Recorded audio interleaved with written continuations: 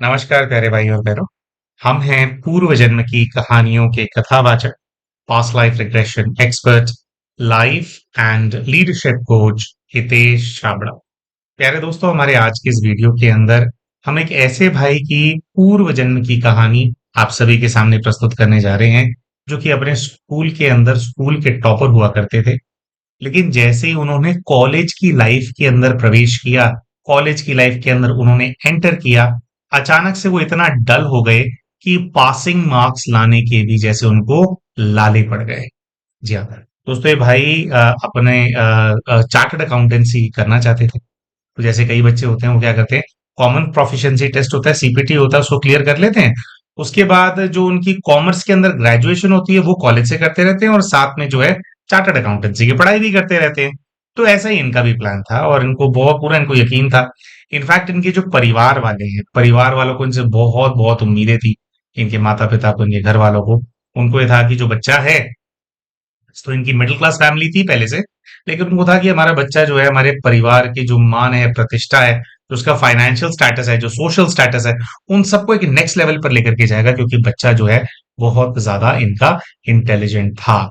तो वो इंटेलिजेंट बच्चा जिससे पूरे परिवार को उम्मीदें हों, वो अचानक से ऐसे डल हो जाए, भाई जिसके अंदर जो पासिंग मार्क्स तक ना ला पा रहा हो, और ऐसा इनका डीमोटिवेशन आया इनकी लाइफ के अंदर, एक ऐसा जैसे एक माइंड के अंदर नेगेटिविटी का दौर आ जाता है। कह रहे एक ऐसा दौर आया कि मेरे को ये लगा कि भाई ये सीए तो क्या मतलब मैं कर ही नहीं पाऊंगा। तो कह रहे चार्टर्ड अकाउंटेंसी में सीपीटी के अंदर मैंने बहुत अच्छा स्कोर किया था, लेकिन उसके बाद कह रहे फिर आगे मैंने चार्टर्ड अकाउंटेंसी परस्यू की ही नहीं। अकाउंटिंग के अंदर इन्होंने अपना जैसे बीकॉम कर लेते हैं, तो कह रहे बीकॉम मैंने अपनी पूरी करी और आज कह रहे मैं अकाउंटिंग से रिलेटेड जॉब करता हूँ, लेकिन जॉब जो है वो छोटी मोटी है, हैंड्स मीट होता है बस। कह रहे कि मतलब हैंड टू माउथ ही चलता है। तो छोटी मोटी नौकरी है।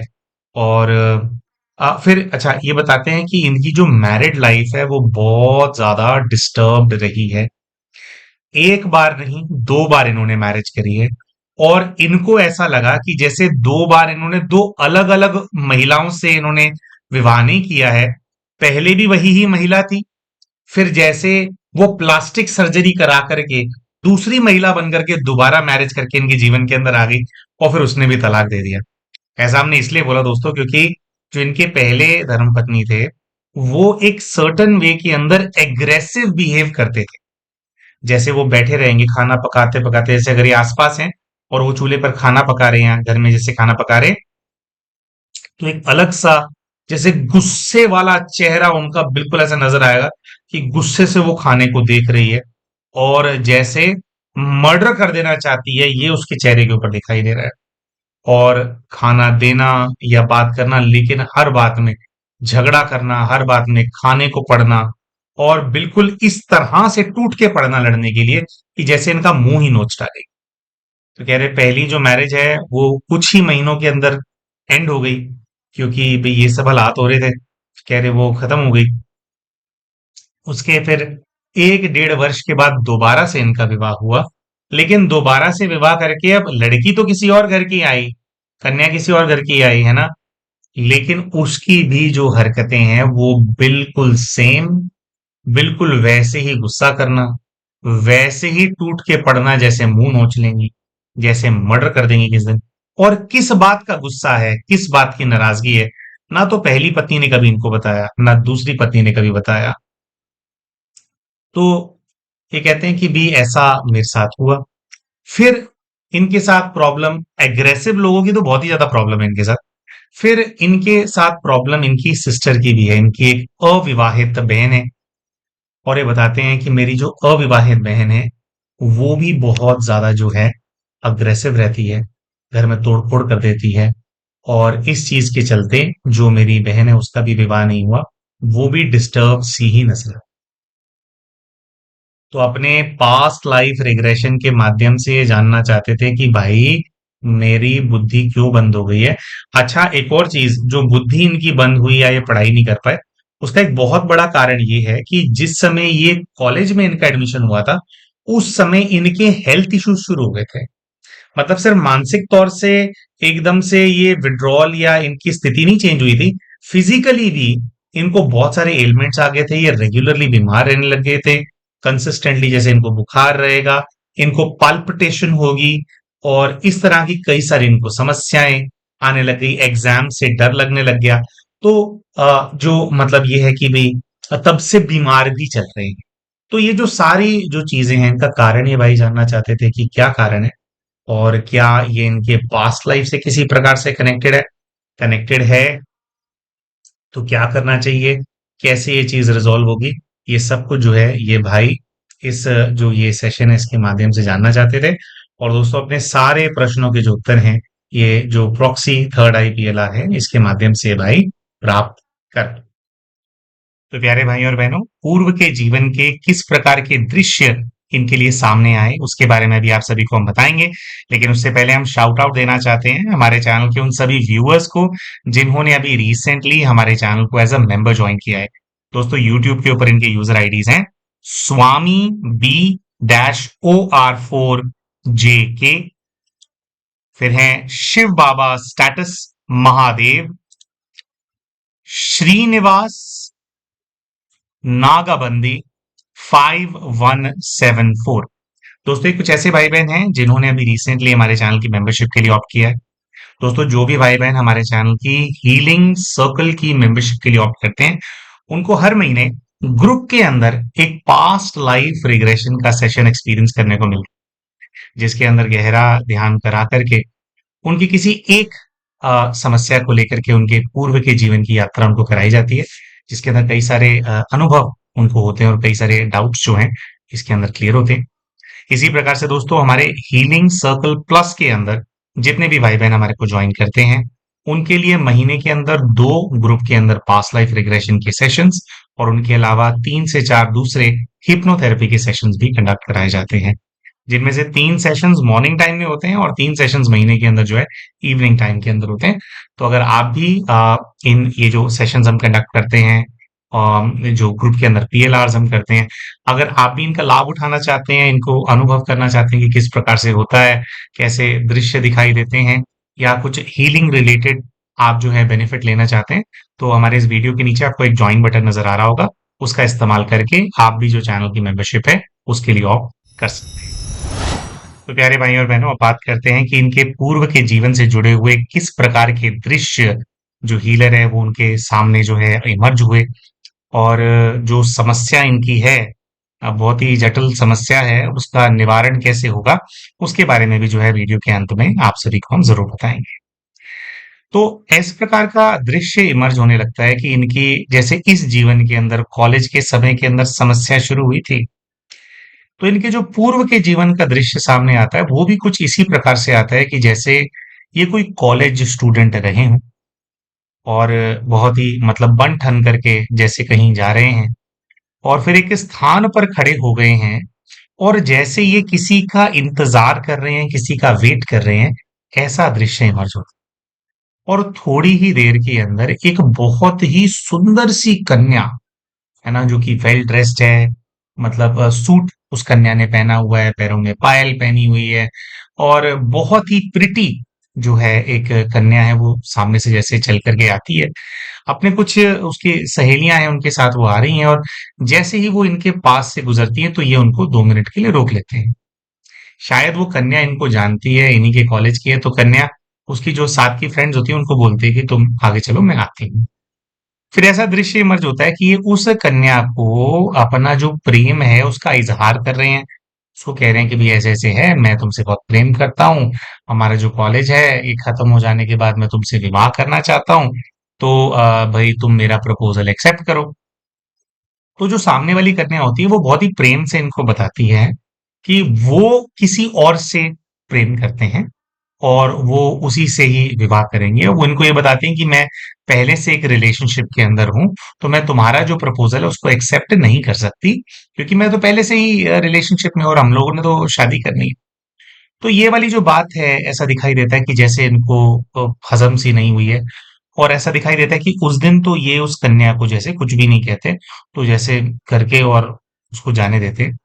लेकिन फिर जैसे वो कन्या को चेज करना, जबरदस्ती उसके पीछे पड़ना, इस प्रकार के जो दृश्य है वो इमर्ज होने लगते हैं कि ये सब ये काम कर रहे हैं। उसके बाद धीरे धीरे इस प्रकार के दृश्य इमर्ज होते हैं कि जो कन्या है और उनके बीच में जो है फ्रिक्शन है उसको बहुत ज्यादा वो बढ़ता चला जा रहा है। लड़की ने बहुत प्यार से कई बार इनको समझाया, इनको समझ में नहीं आ रहा है।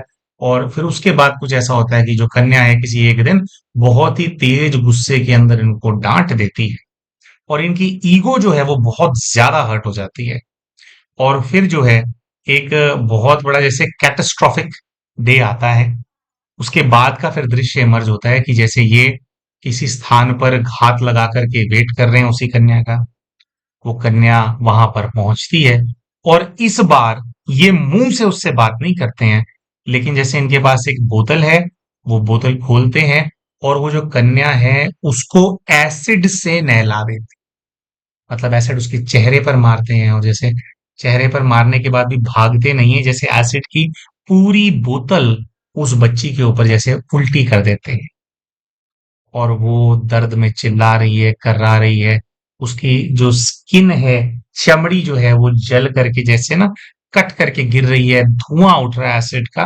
तो थोड़ी देर ये उस चीज को देखते हैं, यानी कि इस चीज का नजारा लेते हैं कि कैसे उसकी जो सुंदरता है उसको इन्होंने पूरी तरह से नष्ट कर दिया है कि मेरी नहीं होगी तो किसी की नहीं होने दूंगा। तो ऐसा करके फिर ये वहां से भाग जाते हैं। आगे का दृश्य ऐसे दिखाई देता है कि वो जो कन्या है वो इतनी ज्यादा झुलस जाती है, किसी ऐसे स्थान पर उसके साथ ये किया गया था जहां पर पब्लिक अवेलेबल नहीं थी। तो वो जो कन्या है उसको हेल्प नहीं मिलती है एक बहुत लंबे समय तक। जैसे एसिड डलता है वो बहुत चीखती है, चिल्लाती है, उसकी बॉडी शॉक में चली जाती है, वो बेहोश हो जाती है। लेकिन एसिड तो फिर भी काम कर रहा था। तो एसिड बहुत डीपली उसको जो है उसका जो चेहरा है उसको नष्ट कर देता है, गला उसका खराब कर देता है और भी जैसे पूरी बॉडी को, अपर बॉडी काफी बड़ा पोर्शन जो है वो झुलस जाता है उसके अंदर। वो जो कन्या है उसी समय उसकी मृत्यु नहीं होती है, कई दिनों तक वो हॉस्पिटल के अंदर एडमिट रहती है। लेकिन उसकी हालत ऐसी हो गई थी कि वो चाह करके भी किसी को कुछ नहीं बता पाती। वो इतना ज्यादा जैसे उसकी बॉडी शॉक के अंदर चली जाती है और दर्द इतना ज्यादा होता है। तो जितने दिनों तक वो कन्या जीवित रहती है वो बहुत बहुत दर्द के अंदर जीवित रहती है और उसके अंदर केवल एक ही चीज होती है कि मेरा जो जीवन है वो पूरी तरह से इसने बर्बाद कर दिया। मैं उस कन्या को जो भी जिससे भी वो प्रेम करती है उसके साथ उसको अपना घर बसाना था। तो अब सांसें ही नहीं बची तो घर तो बच्ची ने क्या बसाना था। लेकिन ऐसा दिखाई देता है कि भी वो जो कन्या है फिर उसकी जैसे काफी समय तक हॉस्पिटल में रहती है, उसकी देखभाल होती है और उसके बाद जो है फिर उसके जो प्राण है वो त्याग देती है। अब बात यह है कि वो जो कन्या प्राण त्यागती है उसके बाद फिर वो जन्म नहीं लेती है। वो वैसे ही जैसे उसका चेहरा विकृत कर दिया गया था, डरावना हो जाता है ना, जैसे एक नॉर्मल स्किन झुलस जाए तो कैसे डरावनी लगती है ना, तो वैसा वो हो गया था उसी रूप के अंदर। आज वो कन्या इनके साथ अटैच्ड है। जब उसकी मृत्यु हुई थी तो उसके बाद जो है शुरू में क्या है काफी जैसे वीक होती है कई बार सोल ना, धीरे धीरे उसको स्ट्रांग होने के लिए, धीरे धीरे दूसरे इंसान को इम्पैक्ट कर पाए वो इतने स्ट्रांग होने में कुछ उसको समय लग जाता है। तो उस जीवन के अंदर तो कुछ ऐसा हुआ कि जैसे वो ये मुक्त नहीं हुई लेकिन इनका कुछ नहीं बिगाड़ पाई। फिर ये जो अभी लाइफ है जिसके अंदर इन्होंने कन्या के ऊपर एसिड फेंका था, ये जस्ट इस अभी की लाइफ से जस्ट प्रीवियस लाइफ। तो कॉलेज के दिनों में कुछ ऐसा होता है कि जैसे वो तो आत्मा के रूप में भटक ही रही थी और वो जो कन्या है उसको जैसे जो आत्माएं भटक रही होती हैं उनको कई सारे तांत्रिक जो हैं वो अपने उस चीज के अंदर ले लेते हैं, अपने प्रभाव के अंदर ले लेते हैं और फिर उनसे ये सब कराते हैं। तो ऐसा आता है कि जो इनके घर के अंदर इनकी चाची है, इनकी चाची का कोई लड़का नहीं है। इनकी चाची को हमेशा से इन लोगों से जेलसी थी और इनकी जो चाची हैं, इनकी चाची किसी तांत्रिक के पास जाकर के उसी समय जब इन्होंने अपना स्कूल टॉप किया था, वो 12वीं के टॉपर टॉपर थे ना, है ना, और कॉलेज में पास होने के वांदे हो गए थे। तो ऐसा क्या हुआ था, उस समय पर इनकी जो चाची हैं और इनकी चाची के घर वाले हैं, कई लोग उनके परिवार से वो लोग गए और उन्होंने जाकर के ब्लैक मैजिक इनके ऊपर कराया। और अपेरेंटली जब ब्लैक मैजिक इनके ऊपर कराया गया तो सारे प्रभाव के साथ जो यही कन्या की जो सोल है, जिसको एसिड दे करके, एसिड डाल करके इन्होंने जला दिया था पूर्व के जीवन में, वो सबब इस प्रकार से बनता है और मतलब वो ऐसी बनती है ना ब्रह्मांड में परिस्थितियां कि भी वापस फिर वो आ जाएंगी। तो वही बच्ची जो है प्रेत आत्मा बन करके इनके ऊपर हावी हो गई। और जैसे वो बच्ची इनके ऊपर हावी हुई है तो उसने तो प्रण ले रखा है कि जैसे इसको सुखी नहीं रहना। जैसे उस बच्ची का घर इन्होंने नहीं बसने दिया था, उसकी जिंदगी तहस नहस कर दी थी, ऐसे ही उस बच्ची ने प्रण लिया कि मैं इसका घर नहीं बसने दूंगी। तो पहले तो वो ऐसी परिस्थितियां पैदा कर रही थी कि इनका विवाह हो ही ना, लेकिन फिर भी जैसे तैसे इनका विवाह कराया। तो वो जो दोनों इनकी धर्म पत्नियां थी ना, जिनके बारे में हमने कहा था कि भी ऐसा लगता है कि जैसे पहली पत्नी से तलाक हुआ फिर वही प्लास्टिक सर्जरी करा करके दोबारा आई फिर झगड़ा किया फिर वो, क्योंकि वो जो दोनों पत्नियां थी उन दोनों पत्नियों को ये कन्या जिसको एसिड डाल करके झुलसा दिया गया था उनको पोजेस कर लेती थी। और ये ही जो है जैसे एक्चुअली में ये वो नोचने के लिए अटैक करती थी ना, जैसे उस बच्ची का चेहरा बिगाड़ दिया गया था तो वो भी चाहती थी कि इसका चेहरा बिगड़ जाए। उसी बच्ची ने इनके जीवन के अंदर आकर के इनकी बुद्धि को बुरी तरह से बांध दी। ऐसा हाल कर दिया है कि एक टॉपर बच्चा अपनी पेपर तक नहीं लिख पाया, मतलब बैक कितनी बार बैक आई और बड़ी मुश्किल से इन्होंने अपनी ग्रेजुएशन करी। देखने में ऐसा लगता है कि जो चाची है उनका जो परिवार है, अब भाई उन्होंने जो है ब्लैक मैजिक करवा दिया और फिर ये प्रेत आत्मा आ गई। लेकिन दोस्तों एक प्रेत आत्मा भी वो प्रेत आत्मा ही किसी व्यक्ति के ऊपर आकर के हावी होती है जिसके साथ हमारे कार्मिक अकाउंट्स होते हैं। कोई भी चीज हमारे जीवन के अंदर अकारण नहीं होती, कुछ ना कुछ हमने जरूर किया होता है। बहुत सारे ऐसे केसेस भी होते हैं कि जिसके अंदर आपने डायरेक्टली कार्मिक अकाउंट नहीं बनाया था, लेकिन आपने कुछ ऐसा किया जिसकी वजह से इनडायरेक्टली कोई दूसरी सोल इंपैक्ट हो गई, उनके जीवन के अंदर परेशानियां आई और अब वो आपको परेशान कर रहे हैं। तो बहुत बार ऐसा होता है कि नहीं नहीं आपका कोई कार्मिक अकाउंट नहीं है। ऐसा कभी होता है, मतलब ऐसा निकल करके आता है कि भाई कोई कार्मिक अकाउंट नहीं है। कार्मिक अकाउंट नहीं होने का मतलब है कि डायरेक्ट कार्मिक अकाउंट नहीं होता, लेकिन इनडायरेक्ट कार्मिक अकाउंट तो फिर भी हो। खैर इस केस के अंदर तो जो ये बच्ची है उसके साथ इन्होंने खुद गलत किया था। और दोस्तों बहुत ही ना ये दुख वाली बात होती है कि लोग इस प्रकार का क्राइम करके भी बच जाते हैं। सोचो कितनी अच्छी किस्मत रही, काम कितना घृणित किया और किस्मत कितनी अच्छी रही कि पकड़ा नहीं गया ऐसा कांड करने के बाद भी। जबकि उस कन्या की मित्रों को भी पता था, सखियों को भी पता था कि कौन चीज करता था, लेकिन कभी बात सामने आई ही नहीं, किसी ने मुंह खोला ही नहीं। सब डर जाते हैं ना अपने अपने लिए कि भी उसके साथ किया तो भी हमारे साथ भी। तो कुछ ना कुछ ऐसा होता है जिसकी वजह से वो बच गया। लेकिन वो जो कन्या है उसने तो फिर इसको नहीं छोड़ना था। तो आज वही एंटिटी है जो कि इनका घर नहीं बसने दे रही है। इनकी बहन का जो अग्रेसिव बिहेवियर शुरू हुआ जब ये सेशन हो रहा था, तो इन लोगों ने रियलाइज किया कि बहन का अग्रेसिव बिहेवियर भी लगभग उसी समय के आसपास शुरू हुआ था जब इनकी 12वीं कक्षा के अंदर इन्होंने अच्छे मार्क्स लेकर के आए थे। ये खुद डल हो गए थे और बहन एग्रेसिव हो गई थी। तो इनकी पत्नियों के ऊपर वो जो आत्मा है उसके हावी होने से पहले इनकी बहन के ऊपर वो जो है हावी हुई और आज भी जैसे समय समय पर हावी हो जाती है और इन्हीं के घर के अंदर जो डिस्टरबेंस है उसको क्रिएट करके रखती है।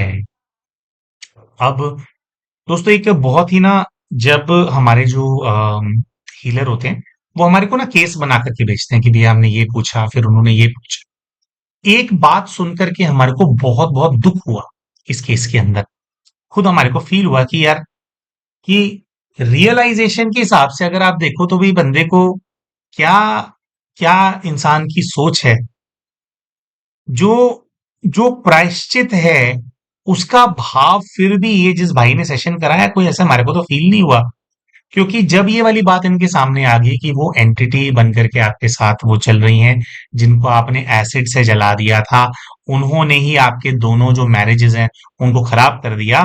तो उसका नेक्स्ट प्रश्न आइडली एक व्यक्ति का होना चाहिए कि अरे मुझसे इतना बुरा काम हो गया, तो अब क्या किया जा सकता है भाई, क्या मैं इनकी मदद कर सकता हूँ, क्या इनको किसी प्रकार से मुक्ति दिलाई जा सकती है, इनको इनको अब सुख मिले ऐसा कुछ किया जा सकता है। ऐसा कोई भी प्रश्न जो है इस भाई ने नहीं पूछा। इस भाई ने हीलर से ये पूछा कि अच्छा, तो अब फिर मेरी तीसरी शादी हो पाएगी, अब मेरी शादी होगी या शादी अभी मेरी नहीं होगी? खैर, तो प्यारे भाई और बहनों, जो स्पिरिट गाइड थे उनके यहाँ से तो क्लियर आंसर आ गया। उन्होंने कहा कि बेटा देखो, ऐसा है, जब तक ये बच्ची रहेगी तुम्हारे आसपास, शादी तो नहीं होने देती तेरी। और गलती से अगर कर ली ना, तो शादी को टिकने नहीं देगी, तो शादी करने का ना कोई फायदा नहीं, है ना। आपको पहले इनकी जो समस्या है, ये जो आत्मा है, इनको रिजॉल्व करने पे ही फोकस करना पड़ेगा, है ना। अगर इनको आप रिजॉल्व नहीं करोगे, यानी कि आप इनको मुक्त नहीं कराओगे, जब तक ये आपकी लाइफ के अंदर रहेंगी, तो ये शादी जो है नहीं होने देंगे। इनफैक्ट कुछ नहीं होने देंगे आपकी लाइफ के अंदर, है ना जी। अच्छा, कुछ चीजें दोस्तों इसके अंदर ना निकल करके नहीं आई, क्योंकि निकल करके कैसे आती है कि हीलर तो ट्रांस में होता है ना। तो जो सामने जो व्यक्ति अपना प्रॉक्सी पीएलआर करा रहा होता है, थर्ड आई पीएलआर करा रहा होता है, जो वो प्रश्न पूछते हैं, उन प्रश्नों से जुड़े हुए ही उत्तर निकल करके आते हैं। लेकिन दो चीजें हैं, हमें ऐसा लगता है कि ऐसा ही रहा होगा, हालांकि हमारा ये अंदाजा है, तो अब इसमें कोई कॉन्फर्मेशन नहीं है, लेकिन हम ऐसा समझते हैं कि बहुत हाई चांसेस है कि ऐसे ही होगा। जैसे इनके जो चाची हैं और उनके परिवार में कुछ जो लोग हैं, वो सब जो है इनसे जेलस हैं, बचपन से जेलस थे, और उन्होंने इनको तरक्की नहीं करने दी, और वो ही निमित्त बने कि किसी तांत्रिक के पास गए और इनके ऊपर ब्लैक मैजिक कराया, और ब्लैक मैजिक कराया तो वही सोल घूम फिर करके इनके पास आई जिनको इन्होंने हर्ट किया था, बेसिकली जिनको इन्होंने प्रेत आत्मा बनाया था। तो इन्होंने हालांकि ये नहीं पूछा कि मेरी चाची और इन लोगों ने ऐसा क्यों किया, या पूछा तो बस ये आया कि जेलसी थी। पास्ट लाइफ का कनेक्शन नहीं पूछा इन्होंने हीलर से, पूछना चाहिए था। लेकिन हमारा अंदाजा ये कहता है कि वो जो बच्ची झुलस गई थी ना पूर्व के जीवन में, ये जो अभी की जो चाची है या ये जो लोग हैं, ये ना उसी के सगे संबंधी को ही रहे होंगे, या तो ये उसकी सखियां रही होंगी जिनकी दोस्त को झुलसा दिया गया था, और सखियां भी कुछ खौफ में रही होंगी, वो भी कुछ करना चाहती होंगी, लेकिन डर इतनी गई होंगी कि उन्होंने कोई बयान नहीं दिया, कोई कंप्लेंट नहीं किया, वो सामने नहीं आई। या फिर उस बच्ची के जिसको झुलसाया गया था, पूर्व के जन्म के रिश्तेदार रहे होंगे, घर वाले रहे होंगे वो, जिन्होंने इनकी चाची और उनके जो परिवार वाले हैं, जो कि इनको पसंद नहीं करते हैं, उनके रूप में जन्म लिया। दूसरा, इनकी जो बहन है, बहन के ऊपर वो हावी होती है ना। देखो, पत्नियों के ऊपर तो टेम्पररी वो हावी हुई और इनको दुखी किया, और पत्नियों की छुट्टी होगी, मतलब डिवोर्स हो गया, तो वे अपने जो भी उनका फर्दर उनकी मैरिज हुई होगी, वहां पे जाकर के वो बस गए, तो वहां पे तो जाके प्रोसेस कर नहीं रही उनको, एग्रेसिव तो इन्हीं घर में हो रहे थे। लेकिन इनकी जो बहन है, उनके ऊपर कंसिस्टेंटली हावी होती रहती है ना, घर में तोड़फोड़ करवाती है। लेकिन देखो, एक बहुत लंबा कार्मिक अकाउंट इनकी बहन के साथ भी है, तो हम ऐसा समझते हैं कि जरूर इनकी जो सिस्टर है, ये अंदाजा है, निकल करके नहीं आया क्योंकि इन्होंने पूछा नहीं, ऐसा कोई व्यक्ति जरूर रहा होगा वो, जिन्होंने ये एसिड अक्वायर करने में या कन्या को चेंज करने में, होते नहीं है भाई, एक जो है, एक बंदे को बार बार कन्या को अप्रोच करना, उसके बैकअप में उसके कोई दोस्त भी होते हैं, है ना। तो ऐसा कोई दोस्त, ऐसा कोई सहयोगी जरूर इनकी जो बहन है वो पूर्व के जीवन के अंदर रही होगी, जिसकी वजह से इनके साथ साथ जो है, इनकी इनकी जो बहन है उनका भी घर नहीं बस रहा है, और कंसिस्टेंटली ये जो बच्ची है, इनकी जो सिस्टर है, उसके ऊपर हावी होती रहती है।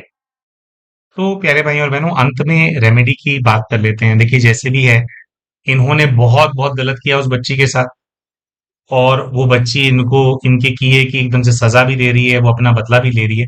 लेकिन इस चीज को देखते हुए कि वो बच्ची भी तो तकलीफ में है ना, प्रेत योनि के अंदर घूम रही है, अग्रेसिव रहती है ऑल द टाइम, और जो आत्माएं ऐसी अवस्था के अंदर जिनकी मृत्यु होती है, जिसके अंदर बहुत ज्यादा पेन या जलन में उनको मरना पड़ता है, जैसे बच्ची को एसिड के साथ जलाया गया था, जैसे हमने कोई और केस भी बताया था, उसके अंदर महिलाएं, उनको जिंदा जला दिया गया था। ऐसी आत्माओं को मृत्यु के समय जो तकलीफ हुई होती है, वो तकलीफ आज भी फील हो रही होती है, जिसकी वजह से वो कंसिस्टेंटली एग्रेसिव भी रहते हैं। जो तांत्रिक वगैरह ऐसी आत्माओं को एक प्रकार से कैप्चर करते हैं, वो इंश्योर करते हैं इस चीज को कि उनकी जो डेथ के टाइम का जो मोमेंट है, उस टाइम पे उनको जो पेन हो रहा था, वो उस पेन के अंदर अटके रहे। तांत्रिक भी कुछ इस प्रकार की चीज करते हैं, जिससे कि, क्योंकि उनको एग्रेसिव काम कराना है ना, तो वो, अब तांत्रिकों की हम बात करें, मतलब तामसिक स्वभाव वाले जो लोग होते हैं, तो वो आत्मा को क्या तकलीफ हो रही है उस हिसाब से नहीं सोचते, उनके भी बड़े पाप बनते हैं इस चक्कर में, है ना। तो ले वो जानबूझ करके तकलीफ में रखते हैं, जानबूझ करके उस मोमेंटम को बना करके रखते हैं, ताकि जब ऐसे तकलीफ में जलती हुई आत्मा किसी के पास भेजी जाएगी, तो फिर वो क्या करेगी, पूरी तरह से सर्वनाश करेगी। तो ये जो बिटिया है, जो आत्मा है, इसका इस बच्चे की मुक्ति कराने के लिए ये जो भाई है, इनको दो रूप में, जो परमात्मा है, शिव है, उनको साधने की आवश्यकता है। सबसे पहले तो इनको साधना करनी चाहिए बाबा बैद्यनाथ। बैद्यनाथ के रूप में शिव जी को याद करो। परमात्मा शिव जो हैं, जैसे उनके कर्तव्य, उनका सभी कर्तव्यों में से एक कर्तव्य है सुप्रीम सर्जन होना। इस ब्रह्मांड के अंदर जो हील करने की जो एनर्जी है, उसका जो सोर्स है, कहाँ से हील करने की एनर्जी प्रवाह करती है, मतलब इलाज जिस शक्ति से होता है, जिस शक्ति से लोग स्वस्थ होते हैं, वो शक्ति कहाँ से प्रवाह करती है, बाबा बैद्यनाथ से प्रवाह करती है, वो पूरे ब्रह्मांड के अंदर। तो बच्ची जो है, उसका जो रूप है वो कुरूप हो गया था, विकृत हो गया था, मतलब डरावना हो गया था, जल गया था बच्ची का।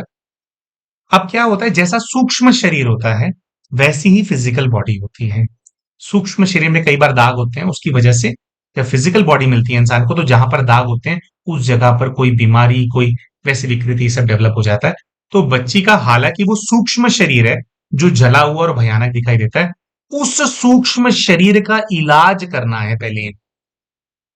जो उस बच्ची से सुंदरता छीन ली गई, जो खराब कर दिया गया, उस स्वरूप का इलाज करने के लिए इनको बाबा बैद्यनाथ से ध्यान लगाना है, और बैद्यनाथ जी से निवेदन भी करना है कि वो भी उस बच्ची का इलाज करें, मतलब डायरेक्टली बाबा से प्रे भी करना है, और उनसे शक्ति लेकर के ऑरेंज कलर की लाइट विजुअलाइज करनी होती है, बाबा बैद्यनाथ से आ रही है, और ऑरेंज ऑरेंज गोल्डन मिक्स, मतलब सुनहरी ऑरेंज कलर की शक्ति जो भी ये बच्ची है इसके ऊपर बरस रही है, बरस रही है, बरस रही है। और जो बच्ची की जो जलन है वो शांत होती चली जा रही है, शीतलता बच्ची को महसूस हो रही है, और जहां जहां किरणें पड़ रही हैं, वहां वहां जो बच्ची का जो चेहरा है, जो उसकी सुंदरता है बच्ची की, वो वापस आती चली जा रही है। इस चीज के ऊपर लग करके योग करना पड़े। ठीक है, अभी हम ये बात बोल रहे हैं, तो अभी हमारे को भोलेनाथ ने टच करा है कि 6 महीना लग करके ये योग करेगा, तो वो बच्ची जो है न्यूट्रल हो जाएगी, न्यूट्रल रहेगी, न्यूट्रल हो जाएगी। लेकिन इतना जो वो तबाही मचा रही है, तबाही मचाना थोड़ा वो बंद कर देगी। तो पहला है बैद्यनाथ जी। दूसरा, जो बच्ची के साथ कार्य हुआ वो बहुत ज्यादा घृणित था, जिसकी वजह से बच्ची जो है घृणा की भाव से भी बहुत ज्यादा जो है ओतप्रोत होगी, मतलब ओवरवेल्म्ड होगी। वो बहुत ज्यादा घृणा है उस बच्ची को इनके प्रति। अब क्योंकि घृणा बहुत ज्यादा है, तो वो बच्ची के संपर्क में जो भी दूसरे लोग आएंगे, सबके प्रति वो घृणा भाव रख करके जो है उनको वो अहित करेगी सब लोगों का। तो पहला है बैद्यनाथ जी। दूसरा है कृष्णेश्वर महाराज। भोलेनाथ जो है वो कृष्णेश्वर है। किसी भी चीज के प्रति घृणा हमारे मन में होती है, हमारे को उसको समाप्त हमारे को करना है, घृणा से खुद को मुक्त करना है, तो कृष्णेश्वर जी का ध्यान किया जाता है। तो कृष्णेश्वर बाबा का ध्यान ये करे, और पहला बैद्यनाथ जी से लेकर के एनर्जी देनी है, तो कृष्णेश्वर जी का ध्यान करेंगे, तो कृष्णेश्वर जी से इनके अंदर भी जो इतनी ओडेसिटी थी, इतना घृणित कार्य करने, और उसके बाद हम दोबारा बोल रहे हैं, जो बातें हमारे को बताई गई हैं, जिस पैटर्न में बताया गया है, हमें लगता नहीं है कि कोई प्रायश्चित का भाव आया है इस बच्चे के मन में। आया हो तो बहुत अच्छी बात है, हम क्षमा चाहेंगे ऐसे बोलने के लिए, लेकिन हमें लगता नहीं है। तो प्रायश्चित लाओ, घृणा अपने अंदर से समाप्त करो, और कृष्णेश्वर जी का ध्यान करके जब आप वो वाइब्रेशन बच्ची को दोगे, तो अब उस बच्ची के अंदर जो घृणा भर गई है आपकी वजह से, उसका धीरे धीरे जो है वो नाश होता चला जाएगा, न्यूट्रलाइज होती चली जाएगी। तो पहले बच्ची को आपको वो उसका जो रूप है उसको वापस आपको पॉजिटिव करना है, वापस उसके सूक्ष्म शरीर को हील करना है बच्ची के, जो कि बिगड़ गया है वैद्यनाथ जी के ध्यान से। दूसरा, फिर आपको घृणा समाप्त करनी है। ये दोनों चीजें में लग करके करोगे तो 6 से 9 महीने लगेंगे। उसके बाद फिर वो बच्ची मुक्त हो जाए और ये हो जाए, तो फिर उस प्रसाद की तरफ आप आगे बढ़ सकते हैं, जिसके अंदर हम समझते हैं और 6-7 महीने लगेंगे। तो साल 1.5 साल लग करके अच्छे से साधना करेंगे, तो ये जो समस्या है इसका निवारण होगा। कैसे कृष्णेश्वर महाराज से ध्यान लगाना होता है, कैसे बैद्यनाथ बाबा की शक्ति को इस्तेमाल करना है, ये सीखने के लिए आप चाहें तो जो फ्री मेडिटेशन कोर्स है, उसके ग्रुप का लिंक हमारी जो ये वीडियो है इसके डिस्क्रिप्शन के अंदर हम डाल देंगे। अभी अप्रैल के महीने के अंदर 12 अप्रैल के आसपास जो कोर्स है वो शुरू होगा। उसके अंदर सिखाया जाएगा किस प्रकार से ध्यान लगाया जाता है, किस प्रकार से मुक्ति, जीवन मुक्ति का ये जो कार्य है वो किया अपने लिए भी कैसे प्राप्त की जाती है, दूसरों को कैसे प्राप्त कराई जाती है, सब कुछ सिखाया जाएगा। सेवा ये वाले इसके अंदर पूरी निःशुल्क है, तो उसका लाभ उठाएं और जो गलत काम हुआ है उसकी भरपाई करें। रिवर्स तो हो नहीं सकता, भरपाई करें उसकी, उसका प्रायश्चित करें। ठीक है जी। तो इसी शुभ इच्छा के साथ कि उस बच्ची को ये मुक्त करा पाएंगे, वो बच्ची अपनी पेन से मुक्त हो पाएगी। और अगर हम भी ऐसी परिस्थितियों के अंदर हैं तो हम इस चीज को समझेंगे कि किस प्रकार की गलतियां हम लोगों से हो जाती हैं, किस प्रकार का कार्य हम कर देते हैं और आज फिर कैसी परिस्थितियां जीवन में आती हैं। तो ये कहानी हमारे को शिक्षा देगी कि ऐसा किसी की बेटी के साथ करने से पहले 100 बार इंसान को सोचना चाहिए। वरना अपना जब जीवन नष्ट होता है ना, जब लगता है कि हम किसी काम के नहीं रहे, है ना, छोटी मोटी नौकरी कर रहे हैं परेशान। क्योंकि कितना हम इस वीडियो के अंदर समझाएंगे, लेकिन जब इंसान परेशान होता है, चारों तरफ से परेशान है। सोचो बहन लड़ती है घर के अंदर, माहौल अच्छा नहीं है, कमाई नहीं है, कुछ नहीं है, बड़ी दरिद्री वाला जीवन हो गया। कहाँ मिडिल क्लास फैमिली को हायर मिडिल क्लास बनाना था, दरिद्री वाला जीवन आ गया। तो जब ये आता है तो हमें लगता है कि यार बड़ी बड़ी बुरी किस्मत है। लेकिन कर्म करते समय इंसान को बहुत बहुत विजिलेंट रहना चाहिए। देखिए ऐसा हो सकता है कि आप कोई पुरुष हैं और आप किसी कन्या को पसंद कर, कन्या ने एक बार मना कर दिया, ठीक है, आपने थोड़ा और परस्यू किया। इंसान ट्राई करता है कि यार परस्यू करूंगा मैं थोड़ा, भाई हो सकता है कि भाई किसी और लोक लाजवश या किसी वश उन्होंने मना कर दिया, लेकिन कुछ बात बन जाए। लेकिन एक बार होता है, दो बार होता है, तीन बार होता है, नो मीन्स नो, है ना। तो वो अगर वो नहीं है, देखो एक कन्या है, या कि पुरुष की भी बात होती है, पुरुष भी ऐसे होते हैं, उनके ऊपर कई कन्याएं होती हैं, कई सारे ऐसे चार्मिंग होते हैं। देखो एक कन्या है, वो ऑलरेडी किसी प्रेम प्रसंग के अंदर है। भाई 10 आदमी अगर उसको पसंद करने लग जाएंगे, 10 लोगों के साथ तो प्रेम प्रसंग में नहीं जा सकती ना भाई, एक के साथ ही रह सकती है ना, फिर एक के साथ ही विवाह करना है। तो उसका वैसा वाला केस था। तो आज भी अब बहुत बार ऐसा होता है कि हमें कोई पसंद आ जाता है, तो सही मायने में अगर हमारे को किसी से प्रेम होता है ना, सही मायने में अगर हमारे को कोई पसंद होता है, ठीक है, हम अप्रोच करते हैं that we can probably be together. But if you can't be together, then true love is कि आप इस चीज के अंदर खुश हो कि चले यार, ठीक है यार, वो किसी को पसंद करती है तो शी इज विद हिम, तो मन खिंचता है, लेकिन भाई चॉइस है। जिससे हम प्रेम करते हैं उसकी जो चॉइस है, उसको रिस्पेक्ट करने की जो करेज है वो हमारे अंदर होनी चाहिए। और इस प्रकार के जो लोग होते हैं वैसे, जो कि ये जो ओवर ड्रामेटिक और ओवर इमोशनली चैलेंज्ड या इमोशनली डिस्टर्ब जो लोग होते हैं, अगर ऐसे व्यक्ति को कन्या हाँ भी कर देना, तो भी ये शादी के बाद जो है मारपीट ही करते हैं ना। तो अगर आपको ऐसा लग रहा है कि आप कोई ऐसे व्यक्ति हो, चाहे आप महिला हो या पुरुष हो, कि आप बहुत ज्यादा किसी के प्रति ऐसे आकर्षण फील करते हो और आप इमोशनली डिस्टर्ब चल रहे हो, तो सामने वाले व्यक्ति को मनाने से पहले अपना ये जो इमोशनल इनस्टेबिलिटी है, इसको ठीक करने पे आपको काम करना है। क्योंकि अगर मान लीजिए अगर मैं कोई व्यक्ति हूं और मैं इस प्रकार से किसी कन्या को परस्यू करता हूं, जबरदस्ती डरा के धमका करके अगर मैंने उसको मना भी लिया, अगर मैं इमोशनली स्टेबल इंसान नहीं हूं और मैं इस तरह से करता हूं, तो वैसे भी वो रिलेशनशिप सक्सेसफुल होने नहीं वाला है। उसके बाद भी हम लोग डिस्टर्ब ही रहेंगे। इंसान को लगता है कि ठीक हो जाएगा, लेकिन होता नहीं है। तो अगर आपको लगता है कि आप ऐसी किसी परिस्थिति के अंदर हो और आप अपने प्रेम को प्राप्त करना चाहते हो, तो पहले स्टेबल हो जाओ, ताकि अगर वो रिश्ता कल को बने भी, आप उस व्यक्ति को अपने जीवन में ला भी पाओ, तो आप उस रिश्ते को निभाने के लायक भी हो, है ना जी। तो इसी मैसेज के साथ जो है इस वीडियो को फिर हम संपन्न करेंगे। मिलते हैं आप सभी के साथ अपने अगले वीडियो के अंदर, तब तक के लिए नमस्कार।